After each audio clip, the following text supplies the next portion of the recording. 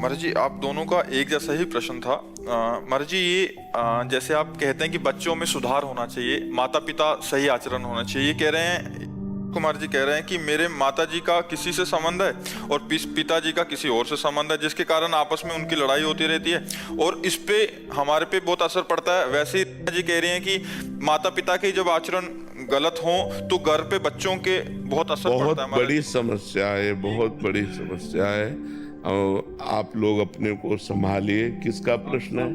हाँ, आप लोग अपने को संभालिए। बहुत कलयुग का विचित्र समय हो रहा है। अब इस पर हम क्या बोल सकते हैं? जहाँ चरित्र ही दूषित हो रहे हैं। माता पिता बच्चों के चरित्र का निर्माण करने वाले गुरु है। मातृ देवो भव, पितृ देवो भव। और जब माता पिता ही आचरणहीन हो रहे हैं, अब कलिकाल का ये मलिन व्यवहार है। हमें लगता है बच्चों को अपने जीवन को संभालना चाहिए, ऐसे माता पिता से दूरी बना लेनी चाहिए। अब वो घर में है तो क्या किया जा सकता है, लेकिन अपने को सुरक्षित रखना चाहिए। ज्यादा विरोध करने पर हिंसा के खेल होने लगते हैं। तो मुझे लगता है कि हिंसा ना करके, अपने जीवन को पाप में न डाल करके, उनके आचरणों की उपेक्षा करके अपने जीवन को बचाना चाहिए। इसी कारण मैंने 2 बार, मतलब काफी बार माता पिता पे हाथ उठा दिया। वही तो मतलब, हिंसात्मक प्रवृत्ति ना करे, चुपचाप शांत अपने जीवन को। तो अब जब जैसे बच्चे सयाने हैं और देख रहे हैं कि माँ गंदे आचरण कर रही है, तो फिर असहनीय हो जाता है। पर हमें उन बच्चों से प्रार्थना करनी है कि ऐसा करने से आप जेल के अधिकारी होंगे, आप जेल में जाकर के कष्ट भोगेंगे। तो आप ऐसा क्यों करें? आप ऐसे माता पिता का मन से त्याग कर दे। और अगर सयाने हैं तो बाहर जाकर कमाइए, खाइए, अपनी जिंदगी जीजिए। ऐसे माता पिता के संग से दूर हटिए। जहां तुम्हारे अंदर क्रोध आता है, तुम्हारे अंदर हिंसा की भावना आती है, उसको त्याग कर दो, नहीं तो तुम्हारा जीवन बर्बाद हो जाएगा। मान लो तुमने माँ को मार दिया या पिता को मार दिया तो जेल तुम्हें होगी, जेल के भागी बनोगे। तो फायदा क्या हुआ? पूरा जीवन जेल भोगो। वो अपने आचरण जो कर रहे हैं करने दो, तुम अपने जीवन को संभालो, पढ़ो लिखो, मेहनत करो, नौकरी पेशा करो। अब ऐसे माता पिता से उदासीन हो जाओ जो ऐसे गंदे आचरण करने वाले हैं, क्योंकि समय बहुत गलत चल रहा है। अब जैसे 50-60 वर्ष की आयु होने के बाद सबको चाहिए कि ब्रह्मचर्य से रहे और भजन करे। अब जब 50-50 वर्ष के लोग गंदे आचरणों में जा रहे हैं तो कितनी बुद्धि भ्रष्ट हो गई है। 22 वर्ष तक ब्रह्मचर्य रहे और उधर 50 वर्ष के बाद ब्रह्मचर्य प्रारंभ कर दे, बीच में गृहस्थाश्रम का प्रयोग करे, तो वो जीवन मोक्ष का अधिकारी हो जाता है। अब 22 वर्ष के पहले ही बच्चे व्यभिचार में उतर गए और 50 वर्ष के बाद वाले व्यभिचार में, तो मोक्ष और परमात्मा प्राप्ति और भगवत भजन, ये तो सब बहुत दूर की बातें हो गई। तो हम बच्चों तुमसे प्रार्थना करते हैं कि तुम अपने जीवन को संभालो, कभी हाथ मत उठाना, उन्हें मारना नहीं, तुम दूर हो जाओ, नौकरी पेशा करो, व्यापार करो, अपने जीवन को जियो। उनको मतलब मारना नहीं कभी, उनकी हिंसा मत करना, और वो तुम्हारे समझाने से समझेंगे नहीं। जैसे कहते हैं ना, बूढ़ा तोता राम राम नहीं बोलता। तो ऐसे ये जो लोग हैं, ये लोग सुधरने वाले नहीं हैं, क्योंकि तुम्हारे जैसे बेटे हो गए और फिर वो गंदे आचरण कर रहे हैं, वो सुधरने वाले नहीं हैं, ये सब नरक जाएंगे। इसलिए अपने को दूरी बना के रखो और भजन करो। गुलशन जी, राधे राधे।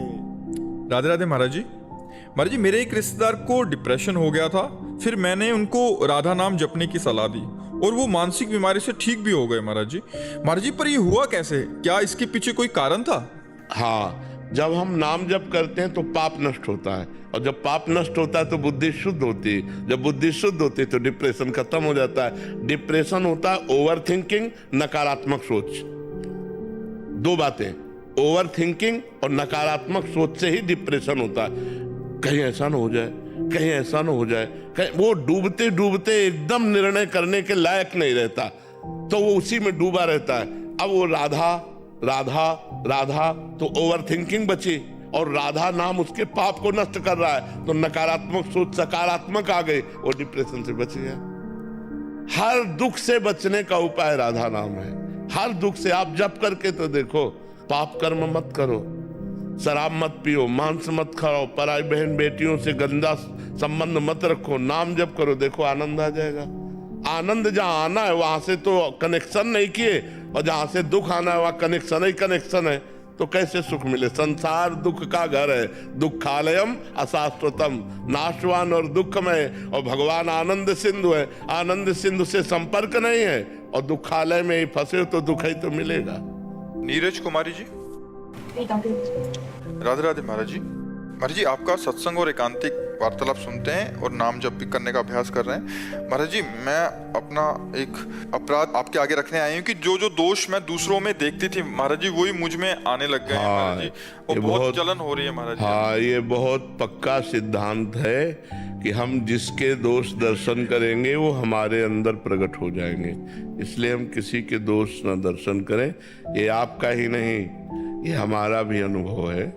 पर दोष दर्शन ये साधना में बहुत बाधक है। अगर किसी में दोष दिखाई दे तो उसी समय प्रणाम करके भगवान से प्रार्थना करनी चाहिए कि भगवान हमारी दृष्टि पवित्र कर दो, कि हम किसी के दोष न देखें, ये हमें व्यर्थ में गंदी बात दिखाई दे रही है। और अगर हमने मान लिया कि वो ये दोषी है तो वही दोष हम में आ जाएगा, पक्की बात है। ये आपका भी अनुभव है तो हमारा भी अनुभव है, और ये शास्त्र का अनुभव है, शास्त्र का आदेश है। पर दोष दर्शन, पर निंदा श्रवण, पर निंदा कथन, 3 बातों से साधक को बहुत बचना चाहिए। दूसरे की निंदा ना करे, दूसरे की निंदा ना सुने, और दूसरे के दोष दर्शन न करे। अब जो हो गया उसमें सुधार कैसे? नाम जप करो, नाम जप करो, और जहां जहां जिस व्यक्ति पर दोष दर्शन वृत्ति जाए उसे प्रणाम करो तो ठीक हो जाएगा, फिर ठीक हो जाएगा। जैसे मुझे भी पता है कि हर जीव में भगवान का वास है, ये पता है मुझे, लेकिन फिर भी वो चीज मैं देख नहीं पाती हूँ। हाँ, ये साधना से देख पाते हैं। जब हम खूब भजन करते हैं ना और डट के भजन करते हैं, हमारी इंद्रियां पवित्र होती है तो परम पवित्र भगवान सामने नजर आते हैं। अभी हम त्रिगुण के अंतर्गत हैं, जब त्रिगुणातीत हमारी दृष्टि होगी तो इन्हीं में सब में भगवान विराजमान है, कोई बाहर नहीं है। सबके हृदय मंदिर में, मानव में ही भगवान नारायण हरि विराजमान है, कहीं दूर नहीं। सिय राम में सब जग जानी। पर ये स्थिति आती है भजन से, जब हम डट के भजन करेंगे तब ये स्थिति आएगी। कविता जी पुणे से, राधे राधे महाराज जी। महाराज जी, हम पति पत्नी को अनुभव होता है कि सच्चा प्रेम किसी के शरीर से नहीं बल्कि उसके स्वभाव से होता है। नहीं, स्वभाव से भी नहीं, स्वभाव भी मायाकृत है, कारण शरीर का नाम स्वभाव है। आत्मा से सच्चा प्रेम आत्मा से होता है, और सब लोग करते हैं, क्योंकि जब आत्मा शरीर से अंतर ध्यान हो जाती है तो हम शरीर को फूंक देते हैं, शरीर को गाड़ देते हैं, तो अनजाने में भी हम आत्मस्वरूप भगवान से ही प्यार करते हैं। यद्यपि हमें ज्ञान नहीं है, हम उसको नहीं जानते जिससे प्यार करते हैं। जिससे प्यार करते हैं उसके शरीर से प्यार करते हैं, उसके गुणों से प्रभावित होते हैं हम, लेकिन आत्म तत्व से नहीं। और अनजाने में, मूल में देखो तो हम आत्म तत्व से ही प्यार करते हैं, क्योंकि जब वो आत्मा अंतर्हित हो जाती है तो हम उसके शरीर का नाश कर देते हैं। जिस शरीर को प्यार कर रहे थे, जिस शरीर को दुलार कर रहे थे, अभी हम स्वार्थ की पूजा करते हैं, स्वार्थ का प्रेम करते हैं। चाहे पति पत्नी का हो, चाहे पिता पुत्र का हो, कोई भी संबंध हो, सब में स्वार्थ मिश्रित है। अगर पति नपुंसक हो, विचार करो, पति क्रोधी हो, पति अर्थरहित हो, प्यार करके दिखाओ तो हम माने कि तुम्हारा प्यार है। प्यार स्वार्थ से हो रहा है, तुम्हारी वासनाओं की पूर्ति हो रही है, तुम्हारी कामना की पूर्ति हो रही, इसलिए तुम प्यार शब्द का प्रयोग कर रहे हो। जिस दिन तुम्हारी वासना की पूर्ति ना हो, तुम्हारी कामना की पूर्ति ना हो, और वो तुम्हारे प्रतिकूल हो, और फिर प्यार करके दिखाओ तो माने तुम्हारा, उसे कहते हैं प्यार। प्यार उसे कहते हैं जहां किंचन मात्र कोई अपने सुख की चाह नहीं, सामने वाले सुख की चाह होती, उसे प्यार कहते हैं। और जिसमें अपने सुख की चाह होती, उसे प्यार नहीं कहते, उसे स्वार्थ कहते हैं, उसे काम कहते हैं, उसे राग कहते हैं, उसे मोह कहते हैं। शास्त्रीय शब्दों में उसे प्यार नहीं कहते। आज हमें बताओ समाज में कहाँ प्यार है? हम कह रहे चैन से जी लो, यही बहुत बड़ी बात है। वासनाओं का भूत सवार है।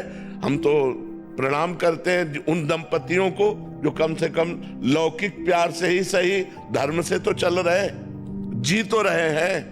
नहीं तो ये साइड में किसी न किसी से संबंध बनाकर अपने पति की हत्या कर देना, या किसी अन्य लड़की से संबंध बनाकर अपनी पत्नी को नष्ट कर दे। अब ये चल रहे, ये जो क्रूर हिंसात्मक भाव चल रहे हैं, इनका त्याग करके हम कह रहे हैं राग ही कर लो, मोह ही कर लो, तो कम से कम हिंसा में तो नहीं उतरोगे। अपने पति से राग कर लो, अपनी पत्नी से राग कर लो, तो पाप तो नहीं करोगे। पराई पत्नी के साथ, पराये पुरुष के साथ जो संभोग किया जाता है, ये घोर पाप है। हमारा भारत देश कोई विदेश नहीं कि आज इसके संग कल उसके संग। तो अच्छा है, पर प्रेम नहीं, प्रेम शब्द नहीं। ये जो लोग कह देते हैं ना मैं आपसे प्रेम करता हूं, प्रेम शब्द को कलंकित न किया जाए। प्रेम निर्मल भास्कर है, विशुद्ध है, और काम स्वार्थ युक्त है। हमारी कामना की बोले पहले प्रेम था, अब प्रेम नहीं रहा। नहीं, प्रेम सदा बढ़िबो करे, जो शशिकला सुवेश पै पूनो यामे नहीं, ताते कबो न शेष। इसलिए प्रेम सिर्फ भगवान से किया जा सकता है, क्योंकि भगवान पूर्ण है, और पूर्ण प्रेम से अपूर्ण से क्या प्रेम। तो ये बात समझनी। आजकल जो लोग कहते हैं ना प्यार भगवान का स्वरूप है, बिल्कुल विशुद्ध स्वरूप है, लेकिन तुम प्यार कहां कर रहे हो? तुम तो काम कर रहे हो, क्रोध कर रहे हो, लोभ कर रहे हो, मोह कर रहे हो, राग कर रहे हो, प्रेम कहां कर रहे हो? श्रेया स्वामी जी गुड़गांव से। राधे राधे महाराज जी। महाराज जी, मैं अपने भीतर की नकारात्मक भावनाओं व द्वेष से मुक्त होना चाहती हूँ। मैं पूरी ईमानदारी से प्रयास करती हूँ, पर कभी कभी मन फिर से असंतुलित हो जाता है। कृपया मार्गदर्शन करें, आंतरिक शांति और सकारात्मकता कैसे पाई जाए? नाम नाम भगवान का जितना नाम जप करेंगे, तो भारी से भारी प्रतिकूलता में भी हम आनंदित रहेंगे। नकारात्मक सोच मलिन मन के द्वारा होती है, पहले इसका चिंतन करो, हमारी बात को समझो। जितना हमारा मन मलिन होगा, उतने ही नकारात्मक सोच होगी। आजकल जो डिप्रेशन बढ़ रहा है ना लोगों का, वो मलिन मन के कारण, पाप कर्म के कारण। अगर हमारे शरीर से पाप कर्म होंगे या पाप कर्म हुए हैं, तो हमें निगेटिव सोच में डालकर वो हमें चिंता, भय, उद्वेग, अशांति ये प्रदान करेंगे। यदि हम नाम जप करें, तो नाम जप के द्वारा हम सारे पापों को नष्ट कर सकते हैं। और जब पाप नष्ट हो जाएंगे, तो हमारी पॉजिटिव सोच हो जाएगी, सकारात्मक सोच हो जाएगी। जैसे देखो कष्ट है, तो लग रहा है भगवान की बड़ी कृपा है, हमारे जन्म जन्म के पाप नष्ट हो रहे हैं, हमारे ऊपर भगवान बहुत प्रसन्न है, हमारा अंतिम जन्म है, हम अपने भगवान के पास जाएंगे। अब हमारी सोच अगर अभी नकारात्मक हो जाए, तो अभी हम परेशान हो जाएं, तो सकारात्मक है तो हम प्रसन्न हैं। शरीर कष्ट में है, हम प्रसन्न हैं। ऐसे ही प्रतिकूल परिस्थिति में, विपत्ति में, अपमान में, धन हानि में, जन हानि में, यदि हम भगवान का भजन करते हैं, तो हमारी सोच पॉजिटिव हो जाएगी, सकारात्मक हो जाएगी। तो हमारे ऊपर कोई विपत्ति, कोई दुख हावी नहीं होगा। और यदि हम नकारात्मक सोच वाले बने, तो धन है, सुख सुविधा है, शरीर स्वस्थ है, पर सोच सही नहीं है, तो हम जल रहे हैं, हम चिंता, उद्विग्न, भय से प्राप्त हो रहे हैं। तो हमें चाहिए डट के नाम जप करो, राधा राधा राधा राधा, कृष्ण कृष्ण कृष्ण कृष्ण। आप देखो आपका हृदय कितना आनंदित होता है। और बिना नाम जप के आपका प्रयास ही क्या होगा? मन पर क्या प्रयास कर सकते हो? नाम जप नहीं है तो आपका अधूरा प्रयास है, और नाम जप है तो आपका पूरा प्रयास है, और आप सफल होंगे, मंगल होगा, आनंद बढ़ेगा, चिंता शोक नष्ट होंगे। इसलिए नाम जप करो, नाम जप के बिना शांति नहीं मिलेगी। रामचंद्र शर्मा जी। राधे राधे महाराज जी। महाराज जी, आध्यात्मिक पथ पर पारिवारिक कारणों से प्रगति नहीं कर पा रहा हूँ महाराज जी, कृपया मार्गदर्शन करें। वैसे हमें तो लगता है कि ऐसी कोई पारिवारिक समस्या नहीं है जो हमें अध्यात्म से विलग कर सके। नाथ सकल संपदा तुम्हारी, मैं सेवक समेत सुतना। एक चौपाई में पूरा अध्यात्म भरा है। नाथ सकल संपदा तुम्हारी, मैं सेवक समेत सुतनारी। नाम जप करो, सब भगवान का मानो, सब भगवान की सेवा भगवान को अर्पित कर दो, गृहस्थ में रहते हुए भगवत प्राप्ति हो जाएगी। हर कर्म भगवान को समर्पित करो। बच्चे में, पत्नी में, परिवार में, सब में जो बिजली है, जो पावर है, जिसके द्वारा हम देख सुन रहे हैं, बोल रहे हैं, वो भगवान है।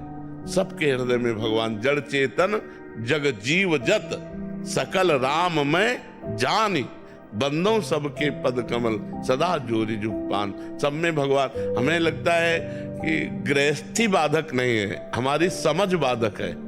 देखो, तुम्हारी गृहस्थी में 8-10 लोग होंगे, 5 लोग होंगे, हमारी गृहस्थी में 500 लोग हैं। गृहस्थी का मतलब 5-7 लोग जहां मकान में रह रहे हो, उसी को तो मानते हो गृहस्थी।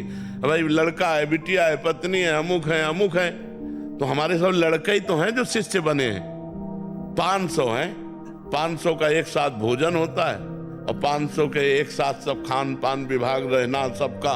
तो अगर हम भगवान का आश्रय लेकर और भगवत भाव से करें तो 500 लोग एक साथ रहते हुए भी हमारे विक्षेप का कारण नहीं है।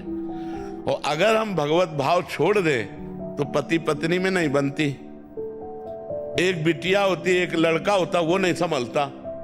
और ये तो दूसरी जगह से पैदा हुए और दूसरी जगह आए हुए हैं। हमारा तो केवल गुरु शिष्य का संबंध है।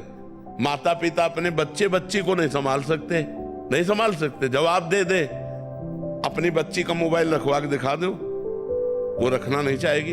अपने बच्चे से मोबाइल छीन के देखो, और यहाँ केवल मोबाइल उन्हीं के पास है जो दिनचर्या की सेवा में लगे हुए हैं। बका किसी के पास मोबाइल नहीं, किसी के कमरे में कोई भी आधुनिकता नहीं, एक चटाई और एक बिछौना, और भोजन पाओ और रात दिन भजन करो। सब नौजवान हैं, मतलब 15 से लेकर के 35-40 तक के सब हैं। हम ना टेंशन में है, ना ये टेंशन में है। सबको है कि ये लोग, इनको है कि महाराज जी, और हमें है कि महारानी जी।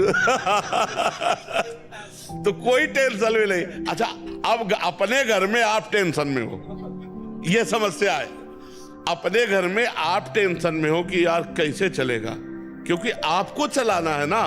और अगर यही बात आप एक चौपाई में पूरा उत्तर दे दिए थे कि नाथ सकल संपदा तुम्हारी, मैं सेवक समेत सुतलारी, अभी आनंद आ जाए कि जथा लाभ संतोष सदा काहो सो कछु न चाहूंगो, जैसे प्रभु चाहो वैसे रखो, मैं आपका दास हूँ और ये सब आपका परिवार है। और मेहनत करके नमक रोटी खाओ, उसी में आनंद आने लगेगा, अभी भक्ति का रंग आ जाएगा।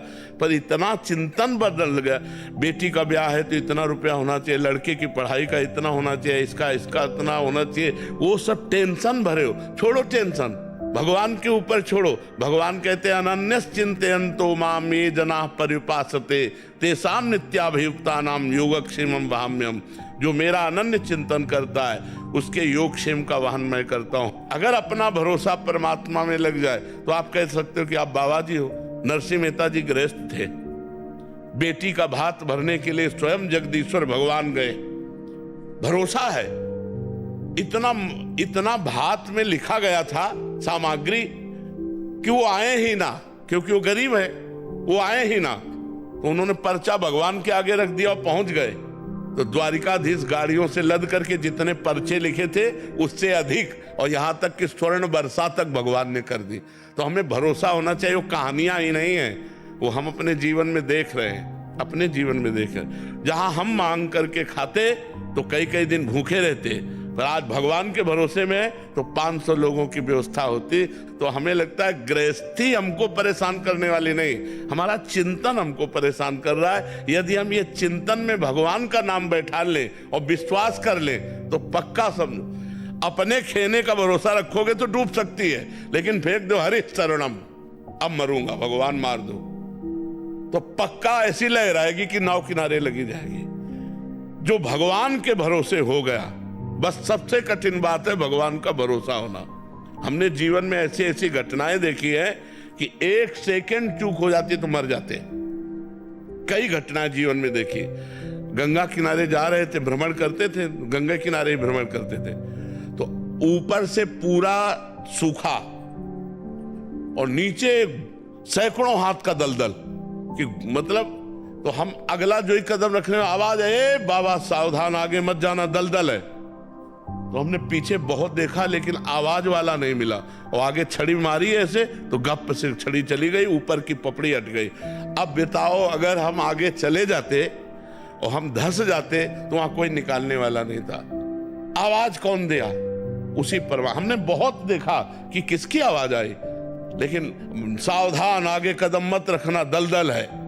एकदम भगवान की आवाज हुई, जैसे आकाशवाणी होती है, ऐसे कदम कदम पर भगवान हमें प्यार दुलार कर, क्योंकि भगवान का भरोसा, भगवान का आश्रय, वही हम कहते हैं। आप भगवान का आश्रय ले लो, भगवान के भरोसे हो जाओ, जैसे रखे वैसे रखो। सुदामा जी को कई दिन भोजन नहीं मिलता था, लेकिन अपनी निष्ठा और भक्ति को तोड़ा नहीं, तो जैसी द्वारिकापुरी वैसी सुदामापुरी की रचना हो गई। हमें विश्वास करना चाहिए, भगवान लक्ष्मीपति हैं, भगवान करुणामय हैं। जिस दिन उनकी दया दृष्टि हो गई, माला माल हो जाएंगे। वो देते हैं तो कहते हैं ना, छप्पर फाड़ के देते हैं, कहां से आ जाए कैसे आ जाए कुछ पता नहीं। हमारे चलाए चल रही, हमारे चलाए तो जब हम मांगते थे तो हम भूखे भी रह जाते थे, कई दिन भूखे रहे। गंगा किनारे कौन भोजन दे जा करके, और गांव में हम गए नहीं गंगा किनारे, भिक्षावृत्ति यहीं ब्रजमंडल में की, नहीं आकाश वृत्ति से रहे।